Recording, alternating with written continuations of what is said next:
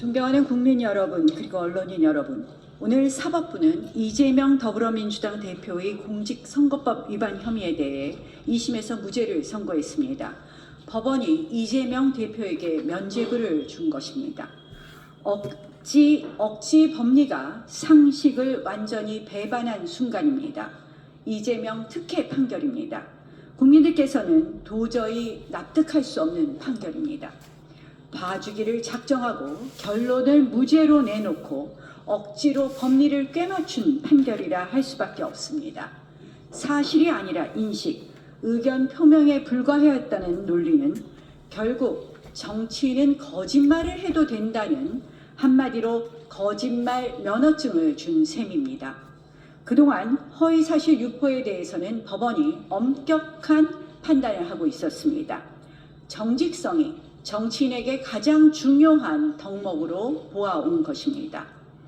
유권자를 속이는 가장 나쁜 행위였던 것입니다. 이번 판결로 허위사실 유포죄로 처벌받을 정치인은 아무도 없게 되었습니다. 이재명 살리기가 대한민국 선거 민주주의의 근간을 흐트러뜨린 것입니다. 대장동과 백현동 비리, 실체가 뚜렷한 비리입니다. 대장동에 7억 원을 투자해서 7천억 원을 받아 챙긴 민간업자가 있고 백현동 인허가를 이재명에게 로비하고 75억 원을 챙긴 브로커도 있습니다. 이재명 대표는 대선 후보로 나서 국민 앞에 버젓이 거짓말을 했습니다. 대장동 사업 실무총괄 김문기 씨를 모른다고 했고 골프를 치지 않았다고 발뺌했습니다. 백현동 인허가는 국토부의 협박으로 어쩔 수 없이 내줬다는 거짓말까지 했습니다. 특히 재판부는 백현동 사건은 유례없는 4단계 중상향을 백현동 로비스트 김인섭이 등장한 후에 한 것이 명백함에도 이것이 국토부의 협박에 의한 것이라는 이재명 대표의 주장은 국토부의 공문의 내용이 담고 있는 사실이 아니라 바로 판단에 불과한 것이라며 무죄를 선고했습니다. 국토부가 종상향 지시 요구를 한 바 없었던 것은 물론이고 이런 주장이 사실이 아니고 판단이라면 도둑질을 하고도 선생님이 시켜서 한 것이다 라고 말하면 무죄입니까?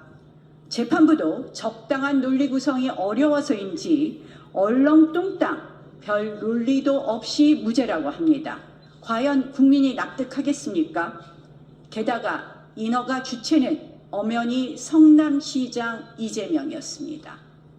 4년 만에 준공 허가를 겨우 받은 희대의 뻥튀기 백현동 사건에 대해 면죄부를 주는 것은 단순히 이것이 선거법 문제만이 아니기 때문입니다.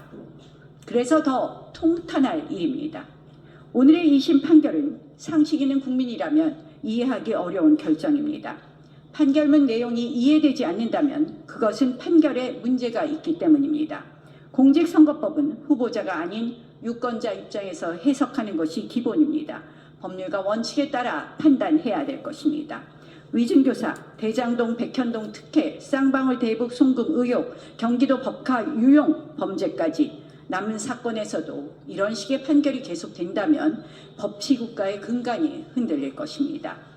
대법원 판결은 3개월 이내에 해야 됩니다. 오래 끌 이유가 없습니다. 백현동 발언이 의견 표명인지 사실 적시인지에 따라 유무죄는 즉시 바뀔 수 있습니다. 대법원은 법리의 최종 해석 기관으로서 이 발언을 단순히 의견 표명으로 인정한다면 우리 선거제도는 송두리째 무너질 것이며 허위사실 유포죄는 의미가 없어질 것이라는 것을 유의해야 할 것입니다. 이 사건 2심 판단은 이리 보아도 저리 보아도 명백한 법리 오해입니다. 대법원에서 반드시 정리될 거라고 믿습니다. 모처럼 정의가 다시 세워질 수 있었던 이재명 재판의 결과가 이 지경에 이른 것을 보면서 사법부의 현실을 다시금 되돌아보게 됩니다. 거짓은 절대 진실을 이길 수 없습니다. 절대 이겨서도 안 됩니다. 대법원은 하루빨리 신속하고 엄정한 판결을 통해 이번 판결의 법리적 오류를 바로잡고 무너진 법치주의 원칙을 회복해야 합니다. 국민과 함께 끝까지 지켜보겠습니다.